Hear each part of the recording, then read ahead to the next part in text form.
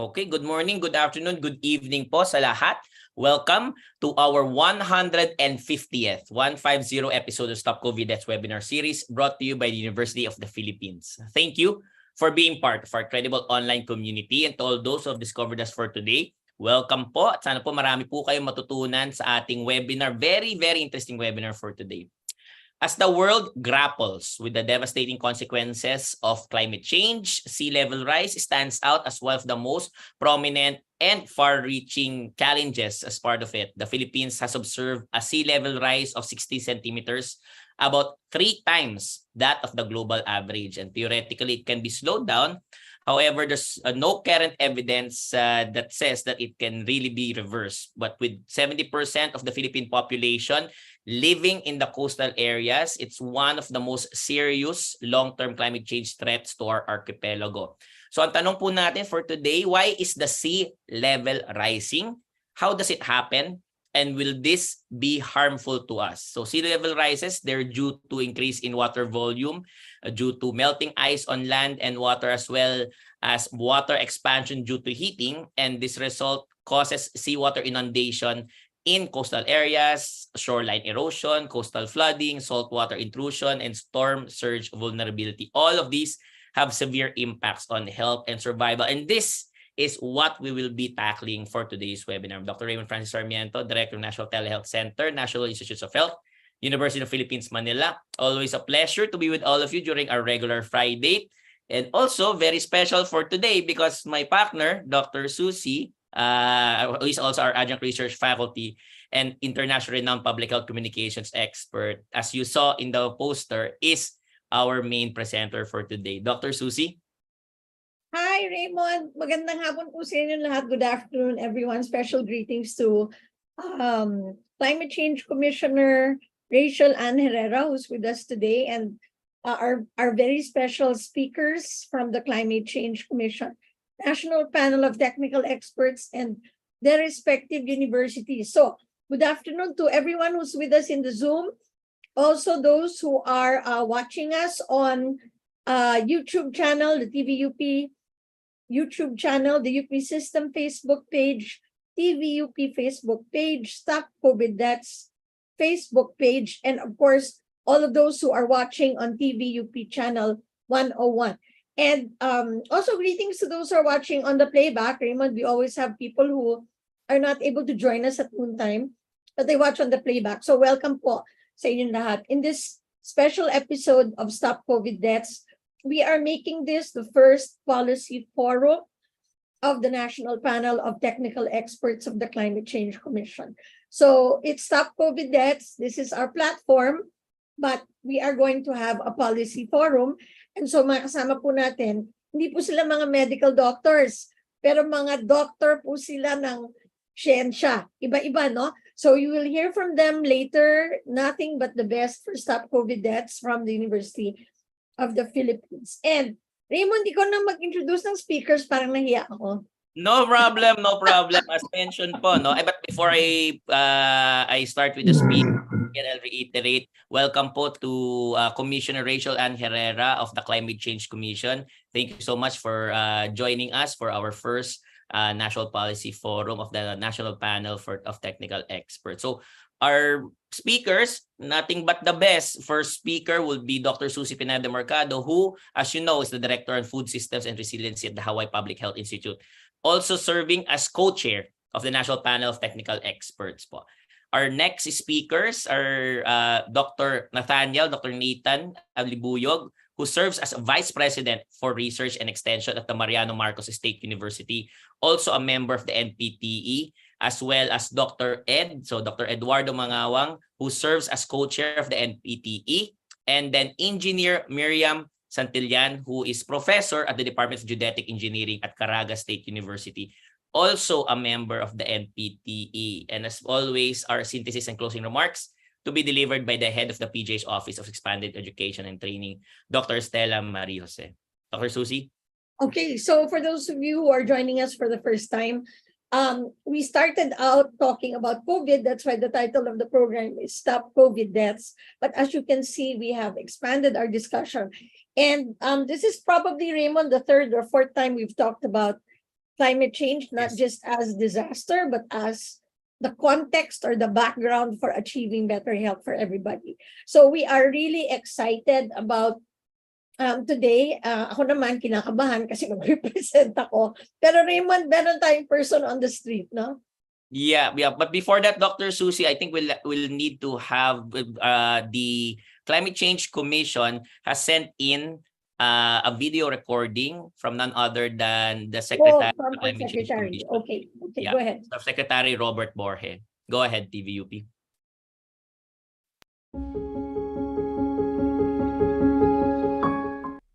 Our distinguished national panel of technical experts, our partners in the academe, members of the civil society organizations, esteemed guests, participants, ladies and gentlemen, a pleasant day to all. We are here today to discuss rising sea level, a phenomenon that the Philippines as an archipelagic country must understand in all its complexity. Sea level rise threatens our coastal communities and poses clear dangers to our economies, infrastructure, ecosystems, and natural resources.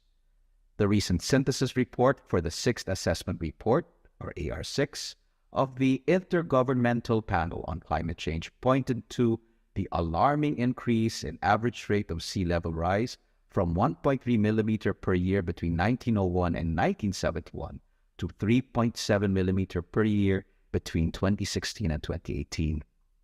The IPCC identified human influence as the very likely main driver. This has dire implications for the Philippines and its low-lying coastal areas. The NPT identified sea level rise as one of the 10 climate-induced risks that our country faces. And understandably so, more than 60% of our population lives in coastal areas. And according to a joint study by DOST Pag-asa and the UK Meteorological Office, waters in the country are rising by 5 to 7 millimeters per year, more than twice the global average. Our forum today provides an important venue, bringing together the academe, the career service, LGUs, policymakers, and CSOs toward timely, transformative climate recommendations and actions. Our goal is to develop policies and initiatives generated by science and evidence-based common understanding of sea level rise, its drivers, impacts, and that which will enable our nation and communities to adapt and not only survive, but thrive. Already, the Climate Change Commission, guided by the National Panel of Technical Experts, has an ongoing adaptation case-building study in Pampanga. The municipality of Masantol is noted to experience an increasing trend in sea level rise. The pilot study aims to generate and analyze climate data and information for risk and science-based policy formulation that will enable the community to transform and make itself resilient and smart against sea level rise. But of course, we want to do more. Throughout the course of this forum, we rely on your insightful discussions on various aspects of sea level rise, its causes, projections, and multidimensional impacts on our ecosystems, economy, and society. Why? Because what is at stake? Our lives, livelihood, and our common future. Sa usaping climate change, buhay, kabuhayan, at kinabukasan nating lahat ang nakataya. We have made this very clear here at the ongoing 58th session of Subsidiary Bodies on Climate Change, or SB58, in Bonn, Germany, where the Philippine delegation emphasized strongly the need for urgent and transformative climate action through the delivery of capacity building, technology development and transfer, and climate finance to developing countries that suffer the most but are least responsible for climate change. We have made it clear that we cannot continue to be bearing the brunt of the loss and damage due to climate change. We have likewise made it very clear that under President Ferdinand Marcos Jr., the Philippine government is ready, willing, and able to do its part to address this global, systemic, and historic governance challenge of our generation. To do this, we require a whole-of-world, a whole-of-government, and a whole-of-society approach. And this is where each and every one of you matters. Your input individually and collectively will help support our policy-making process, ensuring that through this inclusive approach, the Philippines can move from fragility to resiliency and agility. We need our policies and projects to be guided by best available science and informed by best practices and lessons learned. We need to work together to ensure that what rise before our eyes are not sea levels, but climate-smart, resilient, and thriving communities. This is our challenge. I enjoin everyone to foster an atmosphere of and harness the power of open dialogue, respect, and collaboration. And together, let us do it and make it right for our nation. In closing, allow me on behalf of the Climate Change Commission to thank our NPTE and our partners for organizing this forum. Maraming salamat po. Mabuhay kayo. Mabuhay po ang Pilipinas. Mabuhay ang Pilipino.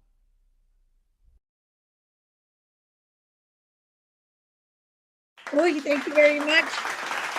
Thank you very much, Sec. Borja. Secretary cannot be with us today kasi I think he's attending a very important climate change meeting. Correct. But salamat po sa message, the inspiration and all the support that you've been giving the NPTE and of course all your work for our country. Thank you very much po. Raymond, over to you. Thank you, Secretary Borja. Thank you, Dr. Susie. So now we'll be moving on to our what we call person on the street videos, just to set our discussion into context and for the benefit of those who are joining us for the very first time. We have this what we call just to take the pulse of the common folks on the street. On the webinar topic, we pose several questions to them. And the questions for today's webinar are as follows. Have you heard about sea level rise? What does it mean to you? Should we be concerned about sea level rise? And what could happen if the sea level rises? Please watch this. Hello, ako po si Candice Mungaya, isang development worker na nagtatrabaho at tumututok po sa pag-protect ng ating karagatan at karapatan ng ating mga maliit na prangkista. Ako po ay Integrated Pharmacy Chairman ng Sabelans, isa pong alliance ng LGU dito sa amin sa Northern Samar, particularly po sa FMA 7. And I am the IEC assistant of the Bureau of Fisheries and Aquatic Resources here in Caraga region. At matagal ko nang naririnig yung tungkol sa sea level rise sa iba't ibang usapin, lalo na sa development at sa usapin din sa media. Ay, upo, maraming beses ko na pong narinig yung sea level rise, lalo na po pag may mga gatherings ng mga leaders. Ito po yung pagtaas ng tubig dagat dahil po sa sabi na nila ay sa pagbabago ng klima o yung climate change. Dahil sa global warming na nagdudulot ng pagkatunaw daw ng mga yelo doon sa North Pole na nagdadagdag sa katubigan ng ating karagatan. I already heard about sea level rise because it has been one of the topics during my bachelor's degree course. Sea level rise is the occurrence wherein there is a rise in the seawater, mainly because of global warming. Bilang isang development worker, ang pagkakaintindi ko sa sea level rise ay ito nga ay pagtaas ng ating tides dahil sa is one of the effects ng climate change. At what this means to me personally is this will bring stronger typhoons. This will also displace yung ating mga coastal communities na posibleng maapektuhan ng malakas na bagyo, especially ng mga storms. Yun pong biglang makikita mo na lang, sobrang taas ng tubig, na yung dating mga kabahayan ay inaabot na ng tubig alat, nawawala na yung ibang mga mga lugar na yung pinapangisdaan dati na kaya lang abutin ng mga malilit na mangingisda ay sobrang lalim na po. Kaya medyo nahihirapan. At sabi ng iba, yung nagkakaroon daw ng migration, yung mga isda na dating nandyan ay nawawala na. Yes, we should be very concerned about sea level rise kasi ito nga ay isa sa mga very visible at damaging impact ng climate change. And again, this will result to the displacement of communities, and this will also negatively impact yung ating food security, especially access to fisheries resources. It should be a concern because we humans are inhabiting Earth, and if sea level rise occur, so we humans are the main or the primary people, or aside from plants also, tayo po yung mga mas maapektuhan Yes, ito. we should. Dapat noon pa dapat na anticipate na ito. Dahil malaki po yung epekto. Hindi lang po sa pero lahat po ng komunidad na nasa paligid ng dagat o nasa coastal ay apektado po talaga. Marami pong nawawalan ng kabahayan at marami pong kabuhayan ang naapektuhan na rin. Kaya medyo papahirap po yung ating mga malilit na mangingisda, lalo na yung nasa coastal communities.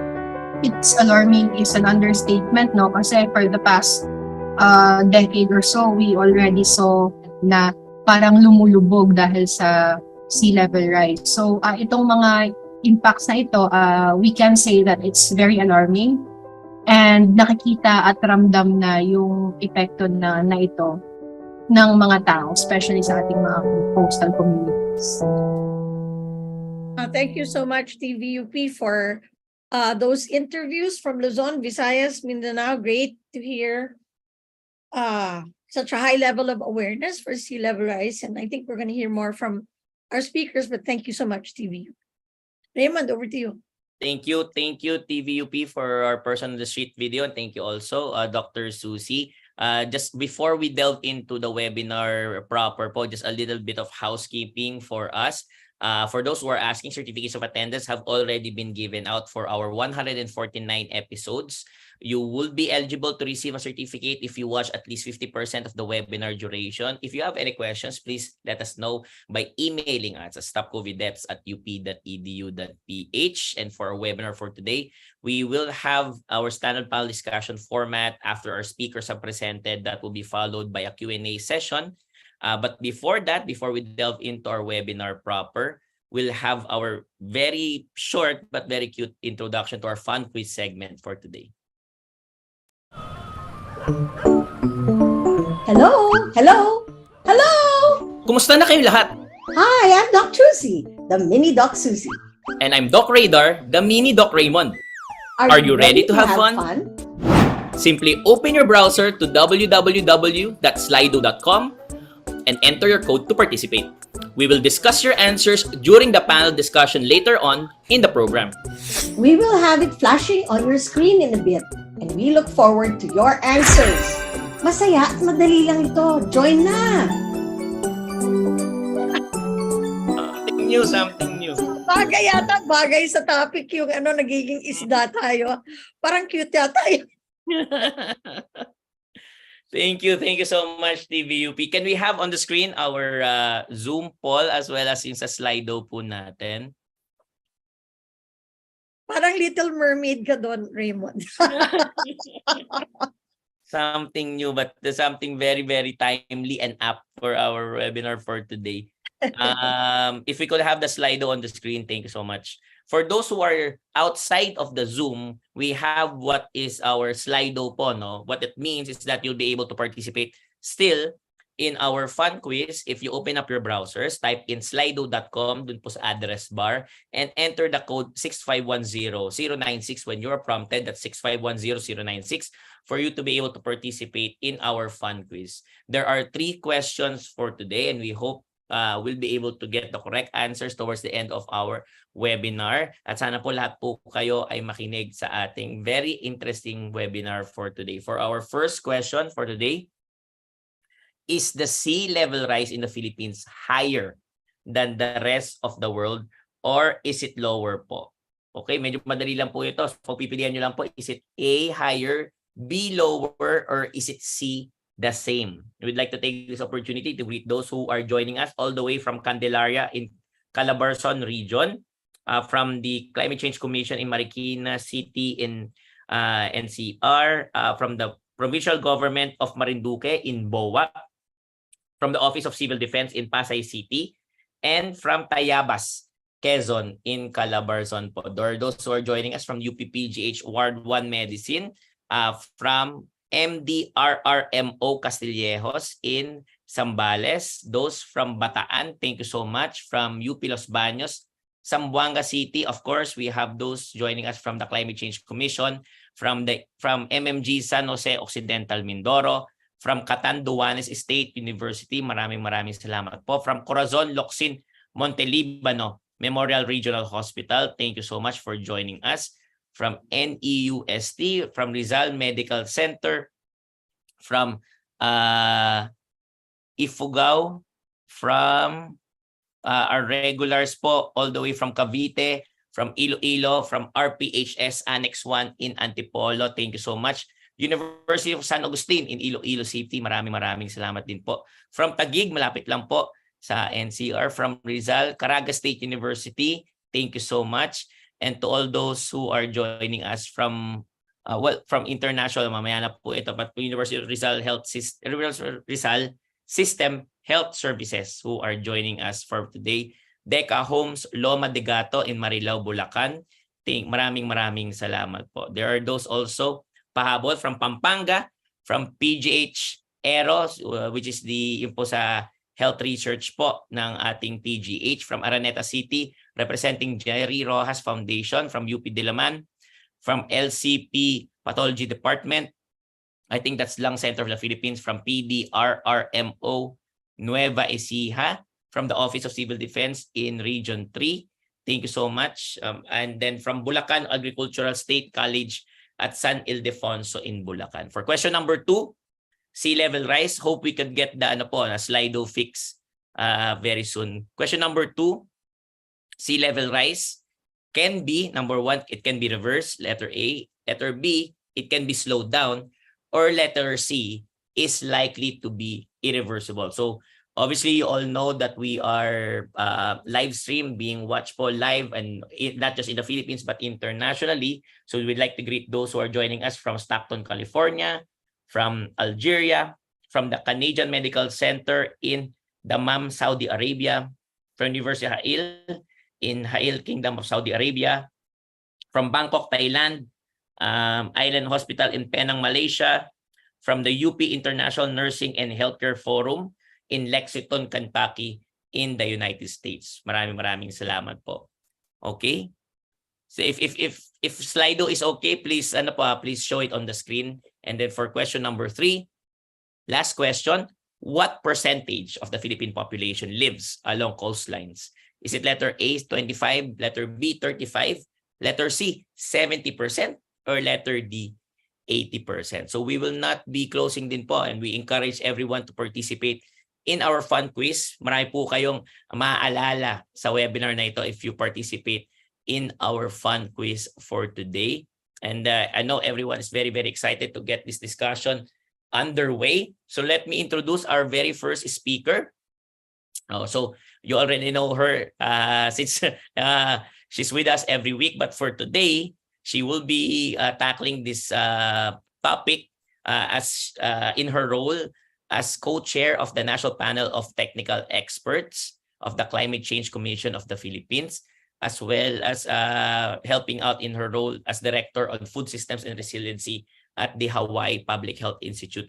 Please welcome as our first speaker, Dr. Susie Pinedo Mercado. Dr. Susie. Thank you so much, Raymond. And actually, my colleagues are not the actors; they have their own presentation. So let me start. Let me see. Okay. Nervous ako pagka-presenter. Sige, share screen. Okay, tama ba to, Raymond? Ito, malapit na. Yan, okay. Can There you we see? go. Okay. Okay. Okay. So, welcome everyone. This is our first policy forum as the National Panel of Technical Experts. And I thought a lot about it because one can jump and talk about policy right away, but let's start with some basic information about sea level rise. And I'm sure my colleagues will be giving you more concrete examples. And our title is Rising Sea Levels. Kapag tumaas ang dagat, malulunod ba tayo? Will we drown? No? Malulunod ba tayo? Okay. Yun ang tanong, malulunod ba tayo? Ganun ba kataas yung tubig? Let's look at drowning. No? This is one of the areas of work when I was at the World Health Organization was to look at injuries and to look at different kinds of injuries, including drowning. And I just looked at the data. 10 Filipinos die every day from drowning. And hindi pa ganun kataas yung sea level rise natin, ha? Ganyan kadami na yung namamatay dahil nalulunod sila. In fact, during Holy Week, 72 people died. I saw it in the news. 72 people died. There were people who were drinking, and dahil nalasing sila, ewan ko, siguro nagbe-beach sila, they were at the beach, nalunod sila. There were also children and families who died at the beach because they didn't realize na biglang malalim na yung tubig, no? So, children are the most vulnerable when it comes to drowning. And WHO in the Philippines has reported that among the children from ages 1 to 4 years old, 1, 2, 3, 4, 5, 6th, it's the 6th cause of death among young children. And as you can see here, these are the ages of the children who die from drowning. Yung mga maliliit talaga, no, yung 1 to 4, tsaka itong 5 to 9, no, you can see that they constitute the majority of those who drown. So we haven't really talked about that a lot in terms of climate change and health, but children are going to be victims of sea level rise because, at age 1 to 4, you may not be able to swim if you fall into the water. There are, of course, children who are taught to swim at a younger age, but this is really a risk for kids. Okay. So Secretary said 60% of Filipinos, some estimate that 70% of the Filipinos live in proximity to a coastline. And this is from Manila Bay. You can see that there is no coastline. People are already living on top of the water. We have the 4th longest coastline in the world, and it is even longer than the coastline of the United States. So I think as a country, we really have to be, what should I say, prepared. We should be alarmed. That was a word that was used by one of the persons on the street. And we have to take urgent action. So I am going to talk about policy a little bit, but I think the danger is really so great. And yet we are not focusing on it, or we're not paying attention to what's happening. So sea level rise is 60 centimeters or about 2 feet. Isipin yung taas na yan na 2 feet. And it's 3 times that of the global average. In some years, it's 4 times. Some years, it's more than 2 times. But the data I have says that it's 3 times that of the global average. So in some places, and if you go to YouTube, you look for sea level rise Philippines, you will see videos of people who are living in a house that's underwater. At nakataas lahat yung mga appliance nila, lahat yung mga gamit nila nakataas kasi lubog na talaga yung bahay nila, no? So we don't see that a lot, but just go online and look, and it is really quite what should I say, quite appalling to see what is happening in some parts of the country. Now, people tend to think about coastal communities as rural, right? Now we think about people who are living on the coast are living beside the coconut trees and nasa kubo and all of that. But actually, those that are going to be most affected by sea level rise are in urban centers. And that's why the way we plan our cities and where we put our cities is going to be very important in the next few years. We should stop building close to the coast kasi alam na natin na tumataas yung dagat, no? That the sea level is rising all over the country. We have to find a way, and I think, this issue of reclamation should be completely stopped, no? Because these are the areas that are going to go underwater. So I think I'm going to show you a short video that I picked up about cities. This is just a few seconds. Sprawling coastal cities in South and Southeast Asia are sinking faster than elsewhere in the world, leaving millions of people more vulnerable to rising sea levels. According to a research conducted by Singapore's Nanyang Technological University, many of these fast subsiding coastal cities are rapidly expanding megacities, where high demand for groundwater extraction and loading from densely constructed building structures contribute to local land subsidence or sinking. The researchers note those sinking cities are not of themselves a result of climate change. Their work would give a better insight into how the phenomenon would compound the effects of climate-driven sea level rise. Okay, so that's just telling us that the problem is not just sea level rise. It's the way we are constructing our cities, how populated our cities are, and our inability to plan properly. Some countries have actually moved their capitals away from coastal areas. They have already done that. So we have to think about this really well, no? Because it is not something that we can do, overnight, but it really requires a commitment to long-term planning of development in our country. All right, so what causes sea level rise? So I just wanted to share this photograph because I thought this vector, because I thought it was very interesting. So you have, with the use of fossil fuels, the Earth, the atmosphere, or the cryosphere, where you have all your ice, becomes warmer. And because it gets warmer, then the ice caps melt. So everybody mentioned that, right? And so you can have lakes that are made out of ice. You can have sea ice that's floating. You see some of those photographs with a polar bear on top of it. You can have icebergs and ice shelves, and snow and ice sheets. But that is not the only reason. The melting of the ice caps is not the only reason why the sea is rising. The other reason why the sea is rising is because when the water is warmer, it expands. So the molecules of water disperse. And so sea level rise is caused both by melting of the ice caps and the expansion of water. And both of this is due to global warming. Now, problem is, we've talked about this before, the world wants to keep surface temperature rise to 1.5 degrees centigrade, but by 2030, but it looks like we're already at 1.5 degrees centigrade. In the Philippines, we can all feel how hot it is. Now, it's like never been this hot before. And so if this worsens, try to think about what happens 20, 30, 40, 50 years from now, if it's this hot. So I think we really have to do something about climate, but this is just going back to sea level rise. You have two reasons why the sea level is rising.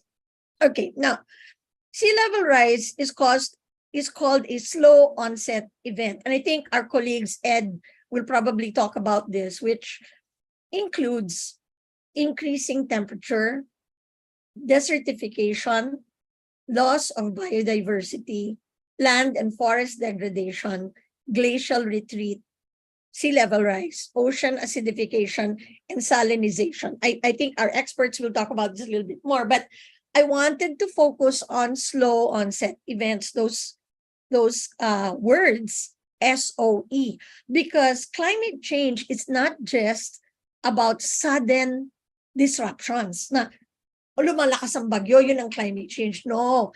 There are many things that are going on in our environment that we're not even noticing. Ito yung tinatawag nating slow onset events. And that's why we thought, okay, we want to do this policy forum on a slow onset event like sea level rise because people don't notice it. Hindi na nahahalata. In fact, yung mga nakatira na sa bahay ng baha, hindi na nila napapansin yun. Parang naging way of life na nila yun, ano? Okay. So what are the risks to health? Now, I think my main job in this forum is to talk about how should we think about climate change and health, because this is a health platform, Stop COVID Deaths. So one of the very useful frameworks that we have used in environmental health is called the DIPSI model, which means driving forces, pressures, state, exposure, effects, and action. And just as an example of how you apply this, and this is so that we can delineate or we can identify where we can make an intervention. Because sometimes when we think about climate change, we think about sea level rise, ang laki-laking problema, parang sa laki ng problema, parang wala tayong magawa. That's not true, right? We have to just understand that we all have different roles to play in sea level rise. So using the DIPSI model, you can see the driving forces are fossil fuel use, governance, urbanization. That's why I wanted to show you that video about how cities are designed, unsustainable economic growth, population dynamics. Okay, those are driving forces. And there are policy imperatives for that. Napakataas na ng level na yan, no? And then the pressures are, of course, on the environment, increasing temperature, sea level rise, ocean acidification. So the particular state that we want to talk about is rising sea level. And the exposure to human beings is the following. So this is where, from a health point of view, we talk about how do you reduce the exposure or how do you reduce the risk of human beings to exposure to flooding, saltwater intrusion, parasites, especially if you're wading in water all the time, loss of livelihood, loss of food sources. And then what are the effects, the health effects? Those are kind of different, right? So I showed you drowning because we don't think about drowning as a problem related to climate change. But I'm telling you, this is going to be a very big problem because it already is a leading cause of death of children aged 1 to 4. So skin diseases, mental anguish, hypertension because of saltwater intrusion, malnutrition. So what is the action that is needed? If we're thinking about in the health sector, right? If we're thinking about flooding, saltwater intrusion, and these kinds of problems, no? Drowning, mental health issues, hypertension, malnutrition, what should we be doing? What's our response? Should we be requiring everyone to learn how to swim? Should we be training everyone on how to save a person who's drowning?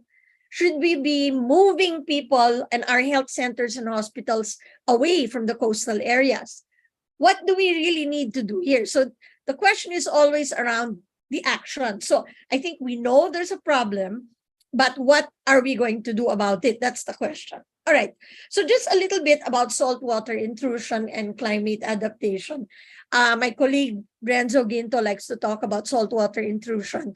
I think he's in the audience. But anyway, as you can see, when you have higher sea level, so this is where you have sea level rise. And this is your typical well, all right? Your typical well does not hit the bottom of the bottom of the land, right? So it does not touch the salt water. But if you have high sea level and eroding coasts, then the well bottom, the salt water might go into the well, and that will cause you to be drinking salty water. And sometimes you can't taste that. It's just that there's more sodium in the water, there's salinization, but you don't realize that you are consuming more salty water. And in the Philippines, 1 out of 4 people have hypertension. So sea level rise and saltwater intrusion, particularly in areas that use deep wells for the source of their water, are really in trouble because you're going to see a lot more hypertension. So this is just one example. There are many examples. I won't talk about all of them, but just to say that this is the application of the deep sea model created by Bangladesh. So in their coastal zones, so they also identified driving forces. So they talked about salinity intrusion, pressures, pati shrimp cultivation, no? They identified that as a pressure, the state of drinking water scarcity and drinking water sodium, no? And then impacts on health, ito na yung effects, and what is the action? What do you need to do? So they've been talking about pond sand filters, rainwater harvesting, managed aquifer recharging, solar powered desalination, and reverse osmosis. So this is Bangladesh using the deep sea model and thinking through what do we need to do for human beings. Okay, so as we go on, okay, so let's go to the next, right?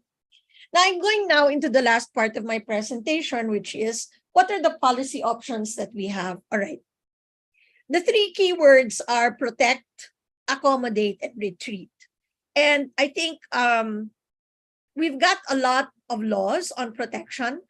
I think the question is, to what extent are we able to enforce or implement this? So recently, Senator Lauren Legarda filed Senate Bill 1117, or the National Coastal Greenbelt Act of 2022.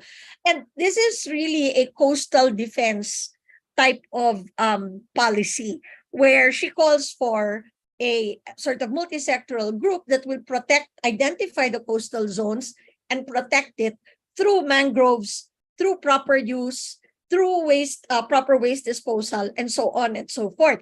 So there is a lot needs to be done considering we have the fourth longest coastline in the world. So this is an important piece of policy that is under consideration right now. But the question is, and I'll ask this question later, who's going to do it and how much is it going to cost, right? Now, in terms of accommodation, and I've shown this to the group before, we have to start designing our health centers in a different way. So this is a design from the Green Architects of the Philippines, where you can see the elevation, no, in areas na binabaha, elevated na. And then they have rainwater catchment areas for water that's needed in the health center. Okay. And then this is another example of a hospital where you have elevation again, so that it won't flood. And you can see the way you go up is through a slope. So walang hagdanan, no? So slope yung no, para madaling igalaw ang pasyente. Okay. All right. Now, I've talked about this before, and I think we really need to be very serious about this. In areas that are always underwater, we have to start thinking about permanent evacuation centers that are at a high level. And this is a design, again, by Green Architects Philippines, where they have a permanent evacuation center, and below that is a fish pond, so that you get to eat some fish. You're not eating sardinas na dilata all the time.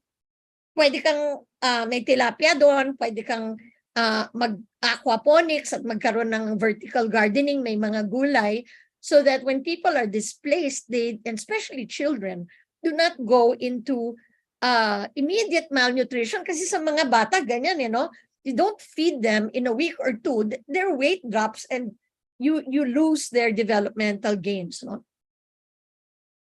All right, and of course, I would say the most critical one is the topic on easement. And I think one of our colleagues will talk about this, like how far away from the shore should we be building our communities? I think there's a recommendation that it should be 40 meters. Some are saying 100. So I think that's something that needs to be further discussed. So what are the policy issues that we need to address? Okay, governance. So who should be in charge of this? Problema kasi, ang daming agencies na kasali, pero ang pinaka-importante talaga yung local government. But our coastal areas cut across local governments, right? So one part, you cannot say that the coastline belongs only to Quezon.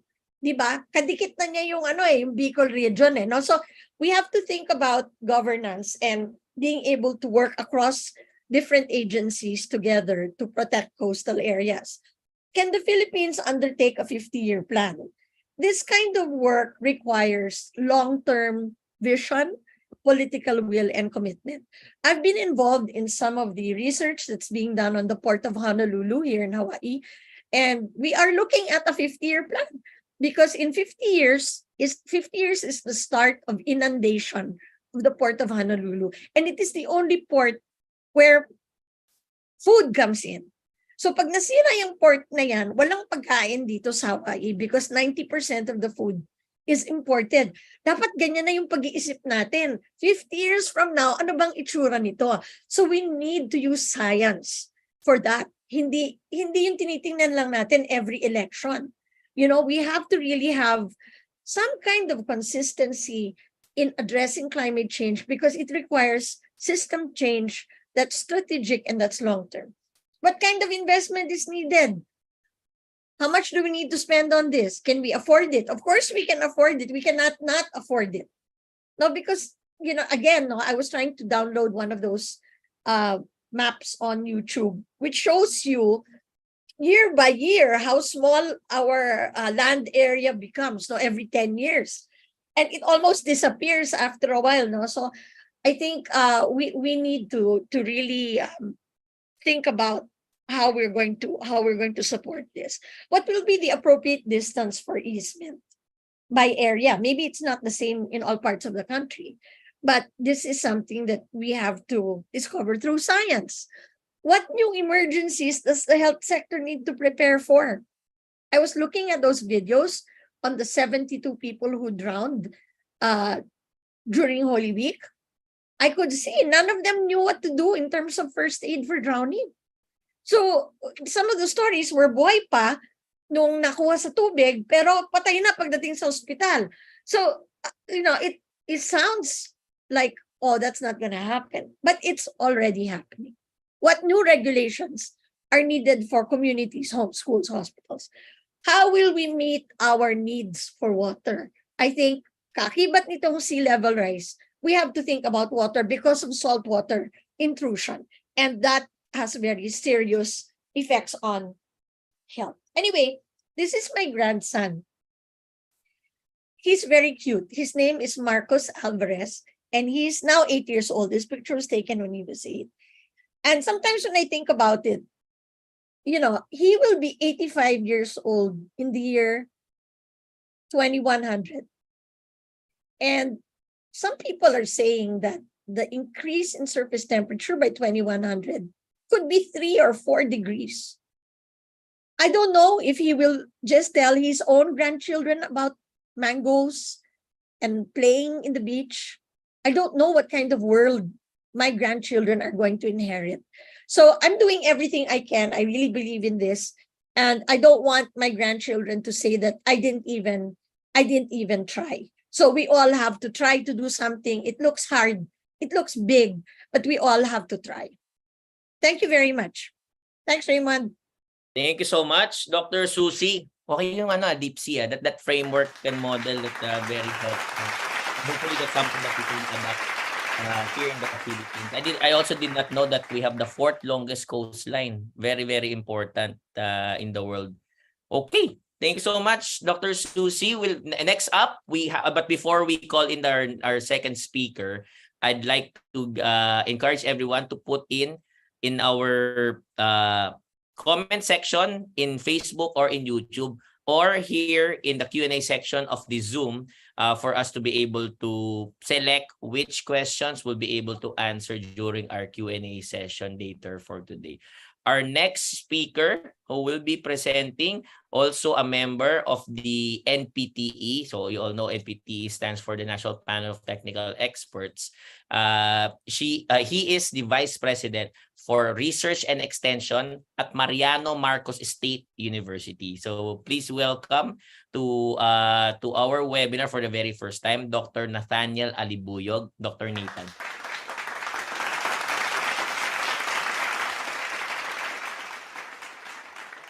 Go ahead, sir.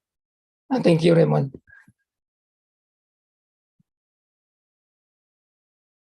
Magandang tanghali po sa atin lahat. Today, I will be discussing or presenting the trends of sea level rise in the Philippines. So maganda yung nasabi na ni Ma'am Susie kanina because he have presented most of my slides already. So sea level rise is a significant global concern due to its potential impact on coastal communities, to our ecosystems, and even to our infrastructures. So specifically, these presentations, I will be presenting the current state of sea level rise in the Philippines, and probably I will also be discussing some potential impacts to our community and to our country in general. So global sea level rise is primarily caused by the warming of the planet that leads to thermal expansion of the ocean, as presented by Ma'am Susie, and the melting of ice caps and glaciers. And it was reported that the global mean sea level has risen approximately around 210 to 240 millimeter since 1880. With about a third coming in just the last 2.5 decades. The rate of sea level rise is around 2.3 millimeter per year between 1971 and 2018. And since 1993, the recorded sea level rise is about 98.5 millimeters. And it was noted that the annual sea level rise has accelerated to about 3.7 millimeter per year during the year 2006 to 2018. And what is worse, the projection shows that the global mean sea level rise will continue to increase until at least in the 21st or 2100s by about 2 meters. But how about in the Philippines? So the sea level rise in the Philippines has been also observed to have significant rise in sea levels, measuring about 60 centimeters, which is approximately 3 times the global average. The sea level rise in the vicinity of the Philippines is estimated to be about 14.7 millimeter per year. And this rate is higher, again, than the global average, which is only 3.7 millimeter per year, indicating that the country's increased vulnerability to impacts of sea level rise. Hence, just like Ma'am Susie have said, we need some proactive measures and adaptation strategies to mitigate the effects of sea level rise and protect the vulnerable coastal communities in the Philippines. So sabi nga, tayo yung pinakamahaba. We are the port having the longest shorelines. Okay, so napaka-importante that we need to really protect this our assets here. And more recently, it is estimated that more than 60 or around 70% of the 110 million populations of the Philippines live in coastal areas. And based on some simulation done, it is estimated that at 1 meter sea level rise, about 7,000 square kilometers in 2,490 barangays will be inundated, affecting about 1.8 million Filipinos. And at the higher estimate of sea level rise, which is 2 meter, it would affect nearly 8,000 square kilometers in 2,730 barangays, impacting an estimated of 2.3 million people. More worse is at 3-meter sea level rise, which will affect around 3.4 million Filipinos. So napakabigat itong sea level rise sa atin. And if we're going to look at who are the most affected, we could see here that it is the urban poor communities that are particularly vulnerable to sea level rise. These are the people who often have limited resources and capacity to take measures to protect themselves. So itong mga pictures ito, nakuha ko nung punta kami sa Malolos, Bulacan, wherein we look at how we're going to make some interventions para naman sila po ay matulungan. And with that, makita natin yung mga key impacts of sea level rise. Okay, so first, I would like to emphasize that the impacts of sea level rise will vary by location and depend on a range of biophysical characteristics and socioeconomic factors, including human response. Kaya with this, hindi talaga blanket solution yung mabibigay natin, but it should be location specific.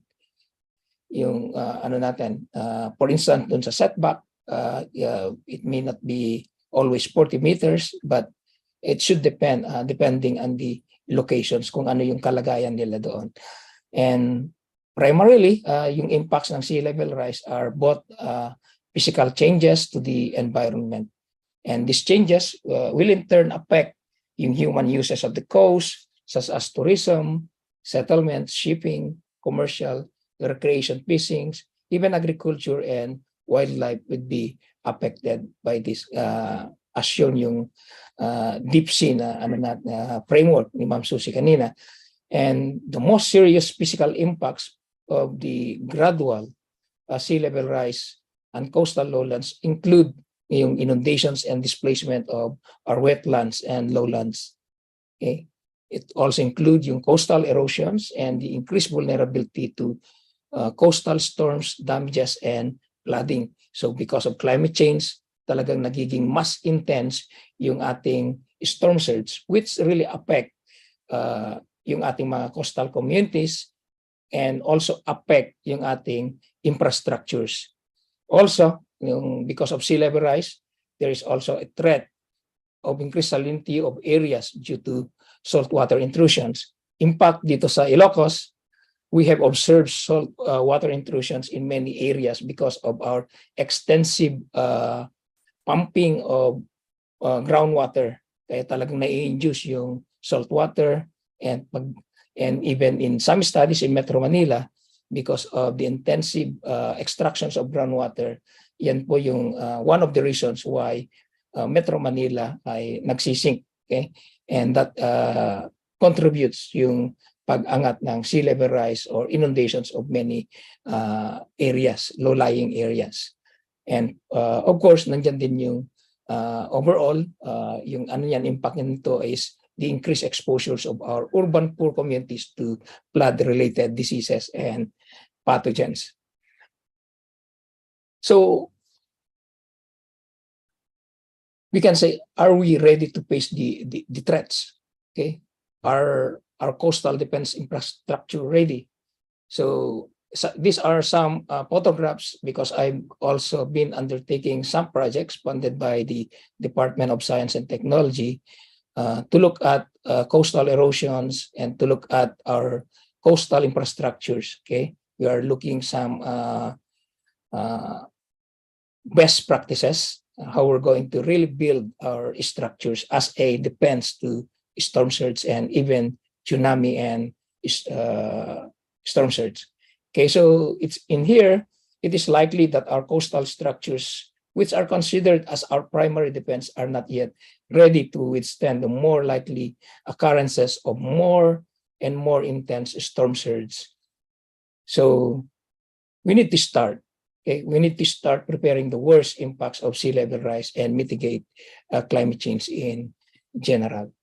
So as a takeaway, here are some of my recommended actions. So the Philippines has to implement various policy adaptation strategies, both at the national, and even at the local level. Okay, and we need to also make our own climate change adaptations and resilience programs. Again, it should be cascaded to the local level. And we have to strengthen in the implementations of coastal zoning regulations to manage land use in vulnerable areas. And there's also a need to review existing guidelines, policies, and even design standards of structures, especially on the especially coastal structures. And of course, being at the academy, we really need to invest more on coastal environment research and development, such that we'll be able to come up with solutions to mitigate the impact of climate change and to help our vulnerable communities living in the coast. So with that, thank you, and maraming pong magandang araw po sa atin lahat. Okay, maraming salamat po. Thank you. Thank you so much, Dr. Nathan Alibuyog, who's also a member of the National Panel of Technical Experts. Very well said in terms of the trends po, no? And something, hopefully we'll be able to come up with a policy paper based on all of the called recommendations from this webinar, sir. Thank you, and we'll call you again during our Q&A session, Dr. Alibuyog. For our next speaker, he is none other than the co-chair of the National Panel of Technical Experts for Climate Change of the Climate Change Commission from Visayas State University. Let's call on Dr.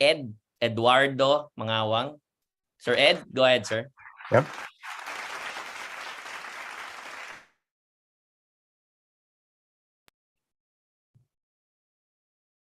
Okay. Naka-share na ba ako? Hindi pa, sir. Sorry. Yep. There we go. Okay. Sige. Doc Ed, if you could go to, there we go. Go ahead, sir. Okay. Good afternoon, good morning, and good evening to everyone. Mabuhay po. My sharing is a study that we have conducted in the Visayas with the Institute for Climate and Sustainable Cities and CORD-AID. We focus our attention on the rising sea level, rising sea surface temperature, and ocean acidification. But in this regard, I'll be focusing more on rising sea level in the coastal and small island communities in the Visayas, particularly in the G1 Eastern Samar, that's located in Eastern Visayas, and in Bantayan Island, located in Central Visayas in Cebu.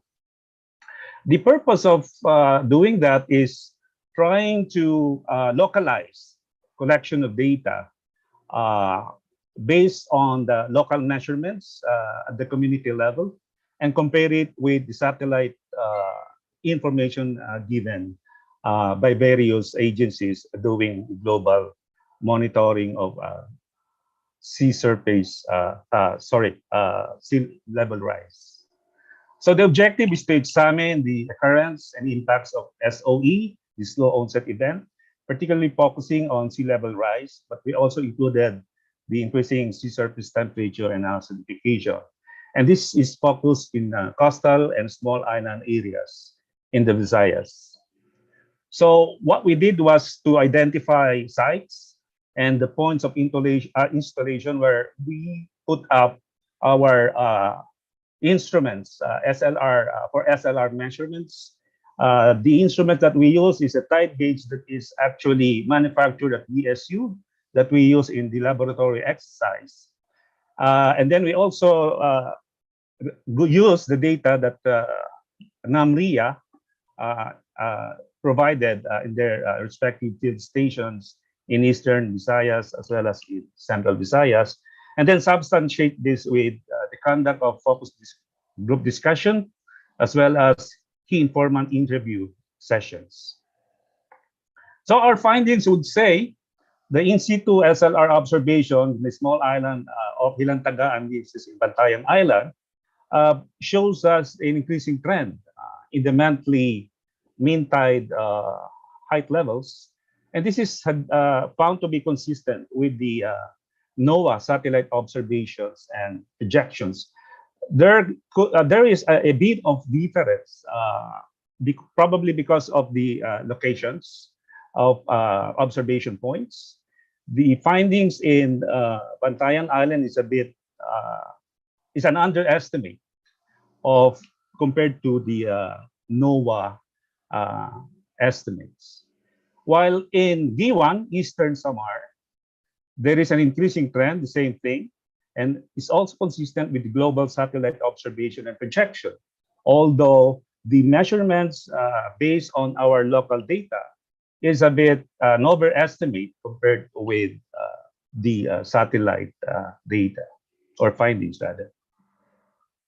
So our findings in there, this is actual. The projected mean sea level is expected to worsen climate-related hazards, and this photo is taken in the small island of Hilantagaan in Bantayan Island in Cebu. So very evident of the intrusion of seawater and coastal erosion.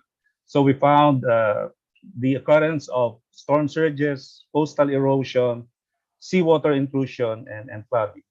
The picture down below is taken in Giwan, one of the barangays or coastal barangays in Giwan, Eastern Samar. Some detailed observed impacts of SLR is the increasing vulnerability to storm surges and tsunamis in the small island and coastal communities, loss of habitable lands. You see that this area is indicating before as an upland area, as evidenced by a upland forest tree species in here. But because of the intrusion of seawater due to rising sea level, you see that the seawater is intruding even into the upland areas nowadays. And then there is resulting to loss of habitable lands.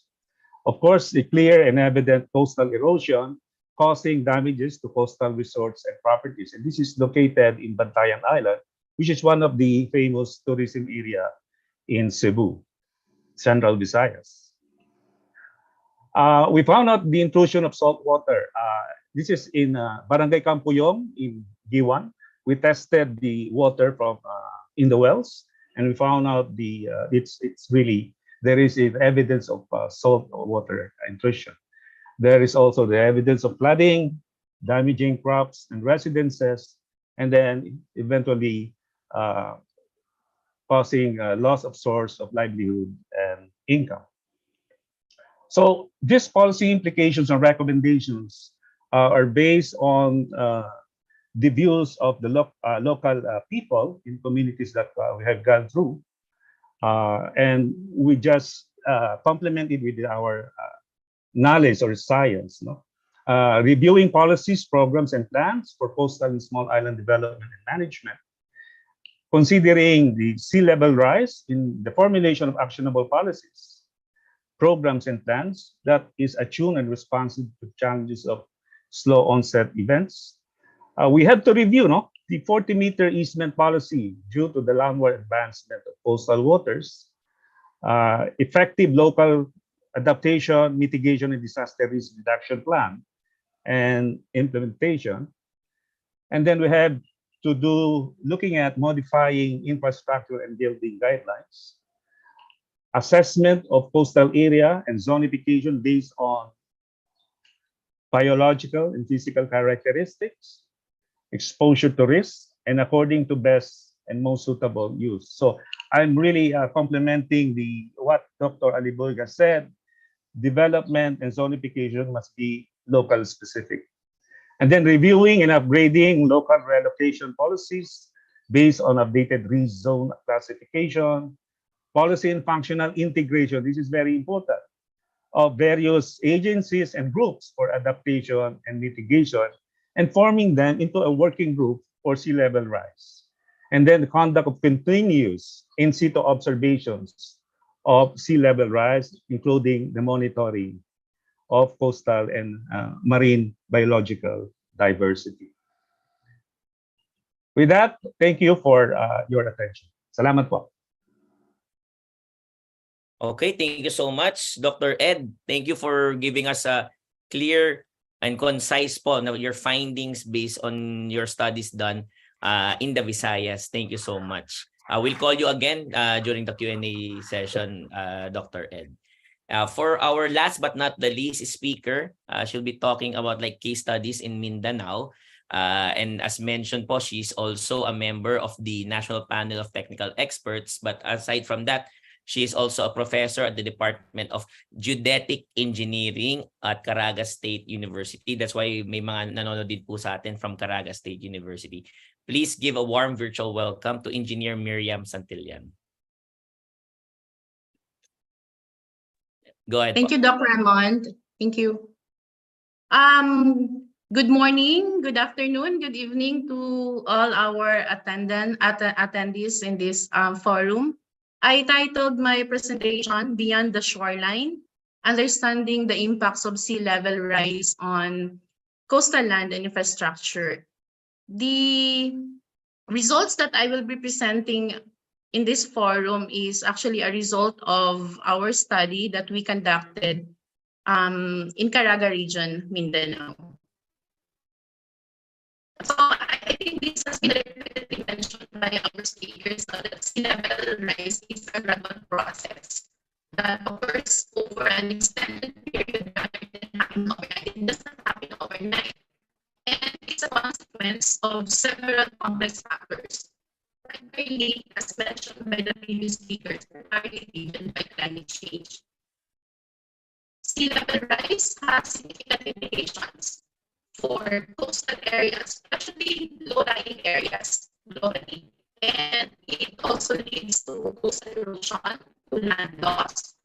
It was mentioned already that it can increase flooding and inundation, even saltwater intrusion into freshwater resources, even displacement of communities and ecological impacts on coastal ecosystems.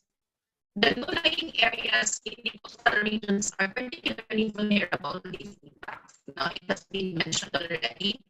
The loss of land, increased flooding, and contamination of freshwater resources will greatly affect our and will threaten human settlements, and including agriculture, infrastructure, and the biodiversity.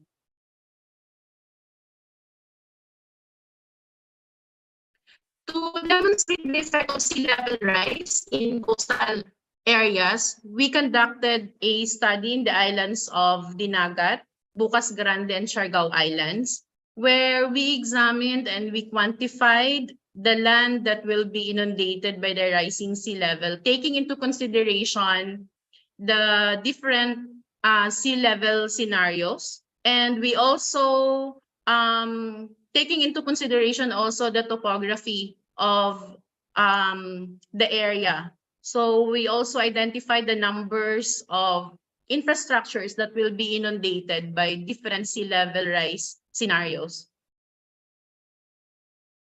So the study was implemented by the Caraga Center for Geoinformatics of the Caraga State University through the GeoSafer Mindanao program with funding support from the OSTP Shared.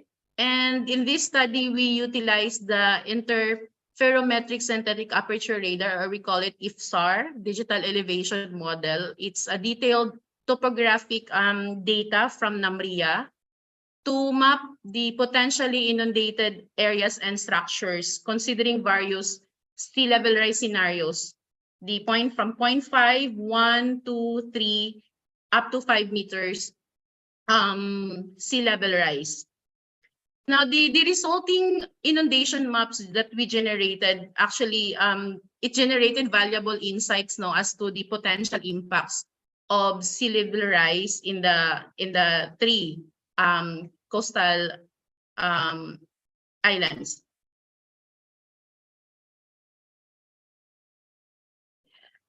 So this is some pictures of the Dinagat Island, Bukas Grande, and Siargao Islands, and they are located in the northeastern part of the Caraga region in Mindanao.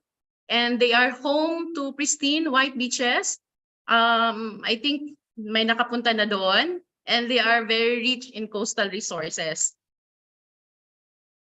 The Actually, Siargao Island is also the home to the Los Contiguous mangrove forest in the Philippines, located in the municipality of Del Carmen. This mangrove forest was even nominated in the Ramsar Wetlands of International Importance list. But sad to say that all of these are threatened by the rising sea level. So after conducting a thorough analysis, we discovered significant results for each of the 3 islands. In the case of Bucas Grande, when we examined Bucas Grande, we found that if the sea level were to rise by 0.5 of a meter, around 7% of its total land area would be submerged or inundated. And this percentage would actually increase into 10% if the sea level rose by 5 meters. So this is for the Bucas Grande na case. And after examining the potential impact of various sea level rise scenarios in Bucas Grande, we also discovered that a significant percentage of structures in Bucas Grande, that's 24% of its total infrastructures, are at risk of being inundated. And this percentage increases to 42% in the event of a 5-meter sea level rise. So just imagine that 24% to 42% of the infrastructures present in Bucas Grande will be inundated if there is a 0.5 to 5-meter sea level rise. In the case of the Nagat Islands, on the other hand, demonstrated that approximately 6% of its total land area would be subject to inundation. In the scenario of 5-meter sea level rise, the affected land area would expand to 8.25%. So kung 0.5 meter yung sea level rise, 6% of the land area of Dinagat will be inundated. And it will increase to 8.25 kung maging 5 meters.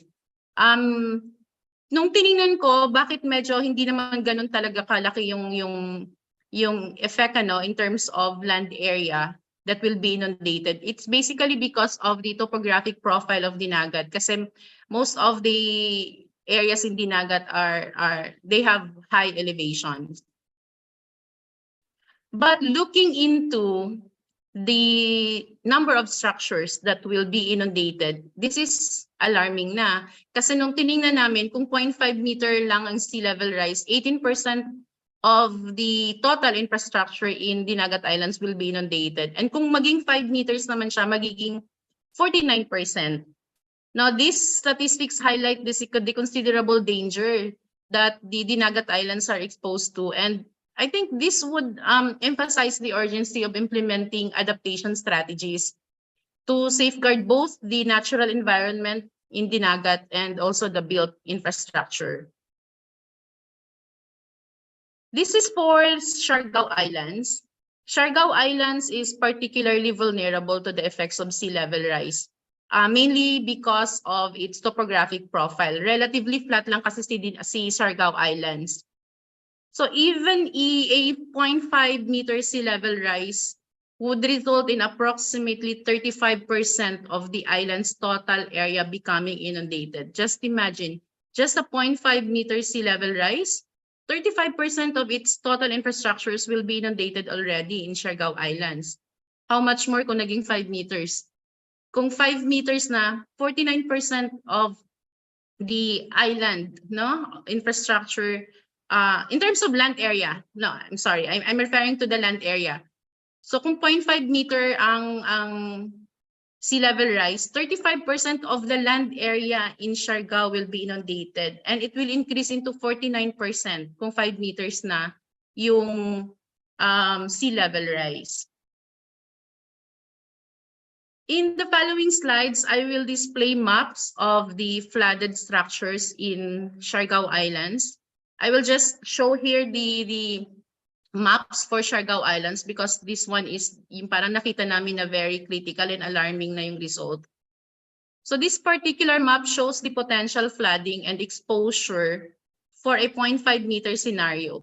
So you can take note of the red colored structures here in the lower right portion of the map, as those are the ones that are at risk of being inundated. So this one is just a portion. This is located in Dapa, in the lower right portion. This is in Dapa. That's where the port is located. And then here sa upper right naman, this is General Luna. Nandito yung Cloud9, yung famous na surfing area in Siargao. And there are still a lot of, nandito din sa General Luna mostly ang mga resorts, no, sa Siargao. This slide naman, this map is for a 1 meter sea level rise scenario. The next one is for the 2 meter rise in sea level scenario. This is for the 3 meters, and this is for the 5 meters. So here is a map depicting the potential impact of the 5 meter sea level rise in Siargao Island. And it's evident that with each increase in sea level, a growing number of structures are at risk of being affected.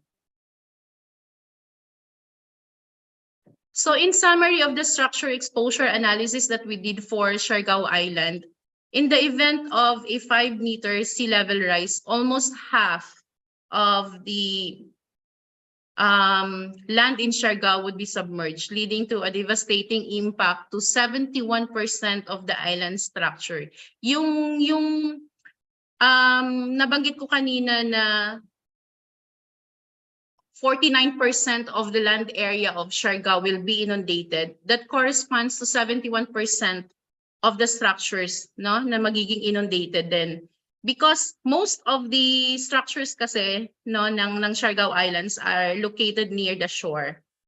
This, again, I would like to emphasize, underscores the pressing need for immediate and effective measures for adaptation and mitigation to mitigate the severe consequences on Siargao Islands. So for the convenience of everyone, I'd like to share with you that the findings of this study can be accessed online, and you can download it at no cost in case you are also interested of doing similar study in different area. You can go to myexcel.ccgl.info, and further there are in my Excel portal. It offers a range of reports and special data sets that you can find useful. And in case you are not from Caraga region and you are curious about the potential inundation of your area, kung mababahaan ba tong lugar namin, no, in the future due to rising sea level, you can access also the inundation maps created by NAMRIA. You can go to their portal, geoportal.gov.ph, so that you can select the area that you are interested, and you can request the data for free. They will email it to you. So the case study in the province of Dinagat Islands, Siargao Islands, and Bukas Grande Islands highlights the crucial importance of adapting proactive measures. So nabanggit na kanina no, na ano bang gagawin natin? Dapat proactive talaga yung measures na gagawin natin to address the impact of sea level rise in coastal zones. So ang tanong ngayon is, what can be done? Anong pwede natin gawin? Well, coastal communities can implement adaptation strategies such as etong coastal protection infrastructure as mentioned by Dr. Alibuyog, including the construction of seawalls and dikes to mitigate the impacts of rising sea level and reduce the coastal erosion. It will actually help in reducing also the erosion. Land use planning and zoning regulations can guide development away from high-risk areas. This was mentioned already, na very important ang ating land use planning and zoning. Why na, uso na ngayon ang futures thinking. So isipin natin 50 years and more from now what will happen, and do the planning and zoning considering the different scenarios. Enhancing community resilience through education. I would like to emphasize this, that this is very important, that to enhance the community resilience, we can do this really by starting educating them. And this forum is a very good venue, no, because the first thing that should be done is really acknowledging that sea level rise is really happening. And by that, we can do actions. We can do even mga awareness programs and social support networks that can help the communities. So by prioritizing adaptation efforts, the communities can work towards minimizing the risk and building a more resilient future in the face of this sea level rise. So in summary, the case study in the province of Dinagat Islands, Siargao, and Bukas Grande provides clear evidence, no? Hindi lang siya yung tipong, well, alam natin na may sea level rise, hindi kasi natin siya nakikita, no? Kasi nga sabi kanina, it's a slow onset event. So hindi natin siya ganun karamdam like the floods and the typhoons. But with what I have presented, it provides clear evidence of the possible impacts of sea level rise. And parang hindi na natin kailangang antayin na nandyan na bago tayo mag-act. Kasi itong, for example, building infrastructure, hindi siya ganun kabilis. It will take time and of course resources. So kailangan talaga siyang paghandaan. So in summary, I would just like to emphasize that it is really critical to take proactive measures to address the impacts of sea level rise in coastal zones. Research-based data, this one, I would like also to emphasize this one, that research-based data, including maps generated, is essential for developing effective adaptation strategies and mitigation plans. Para hindi yung, okay, dito malapit yung bahay ni certain politician, dito ako magtatayo ng dike. No, we should use research-based data and maps to identify yung saan ba yung dapat nating i-prioritize. Policymakers and stakeholders should prioritize tailored. I've seen a question kanina. Dapat ma-prioritize talaga yung tinatawag na tailored adaptation strategies to address yung specific na vulnerability of each island. And additionally, successful efforts require close collaboration between government agencies, local communities, scientists, and other stakeholders. This collaboration, I would like to emphasize, is crucial to ensure the long-term resilience and sustainability of these coastal regions. I think that ends my presentation. Dr. Raymond, back to you. Thank you very much, everyone, for your kind attention. Okay, thank you so much, Engineer Miriam. Maraming salamat po. Very, very interesting and really appreciate yung sa may video, yung may mga gumagalaw pa and the diagrams that you presented po. Thank you so much. Very, very, very well presented po, all of our 4 speakers for today. So before we go into our Q&A session, we'd like to ask our panelists to please switch on your videos. And while you're doing that, we'll take a very quick break for a special public service announcement for today.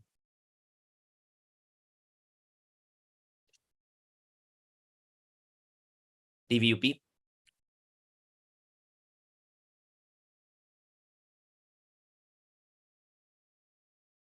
Okay, well, I think they're just setting up, but if we can have our PSA, thank you.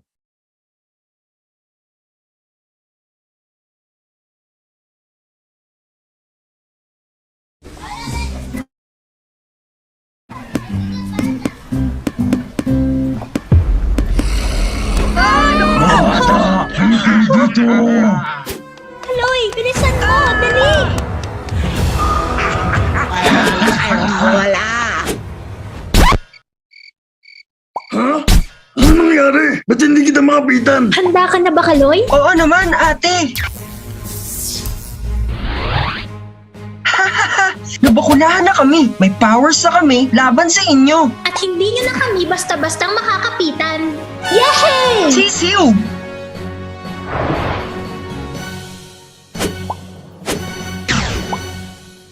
Kaya mga bata, magpabakuna na kayo. Stay safe and stay well.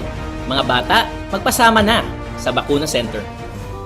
Thank you so much, TVUP, the COVID Communication Public Service Announcement. Just one of the many, many outputs that we have at the Stop COVID team to push for pediatric vaccination for children aged 5 and above. Please share this video clip with all of your social media accounts. Stay safe and stay well po. Magpasawa na po sa Bakuna Center.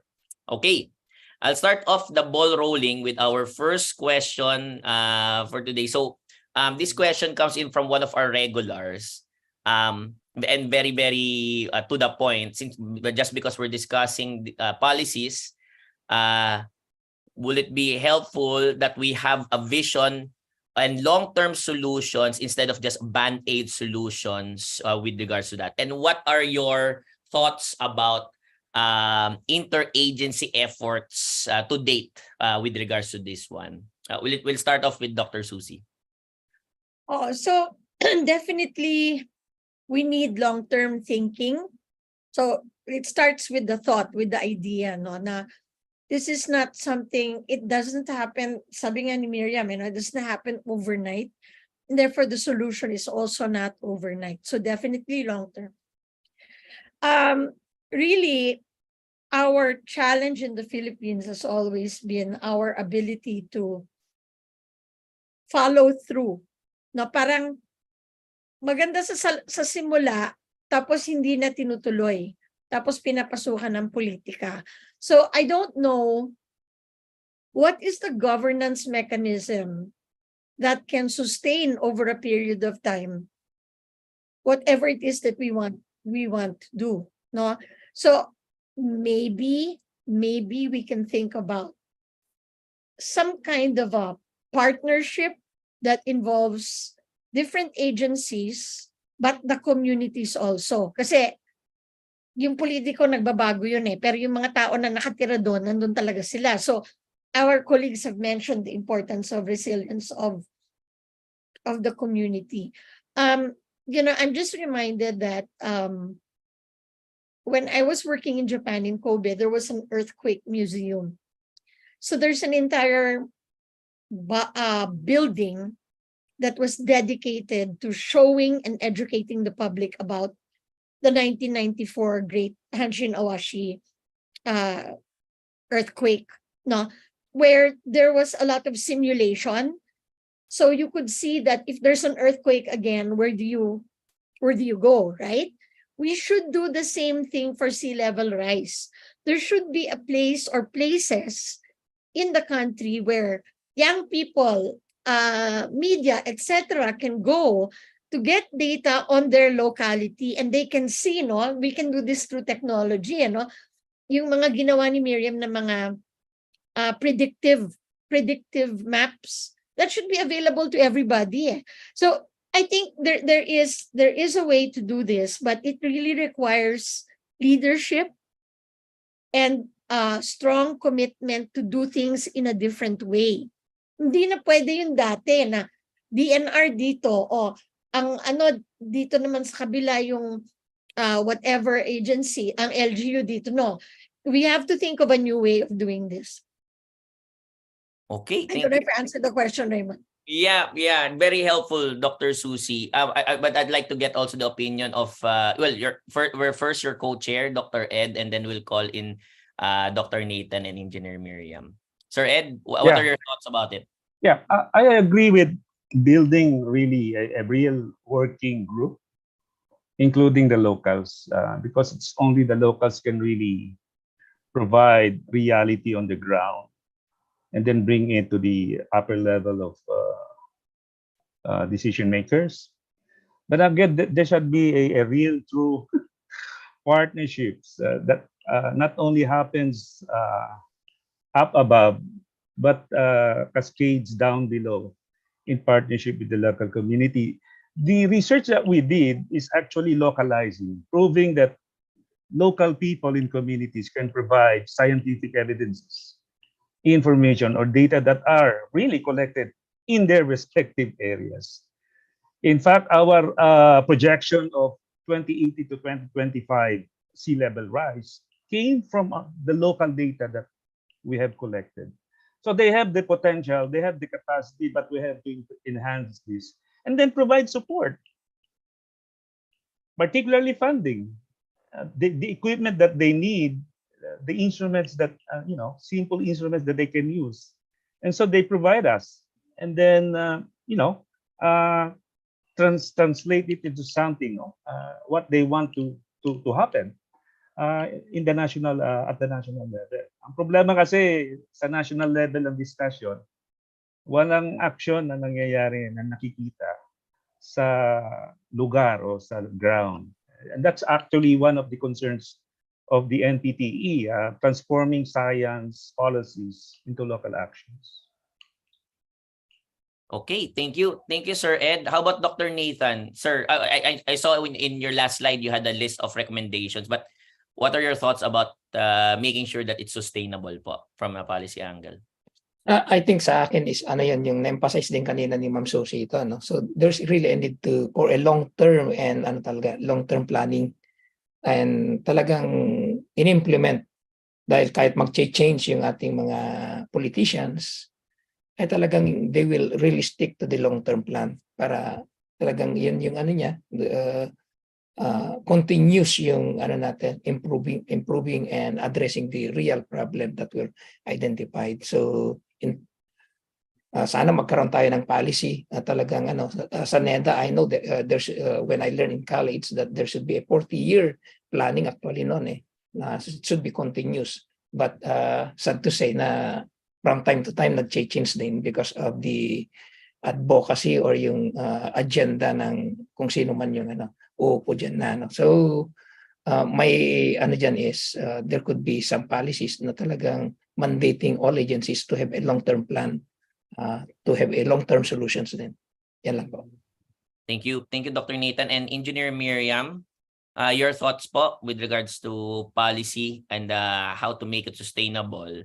Dagdagan ko lang po, no, there's a question in the chat that says, are your findings generalizable to the whole entire Philippines, or is it very site-specific po with regards to your island ecosystems mentioned? Thank you. Thank you, Dr. Raymond. I think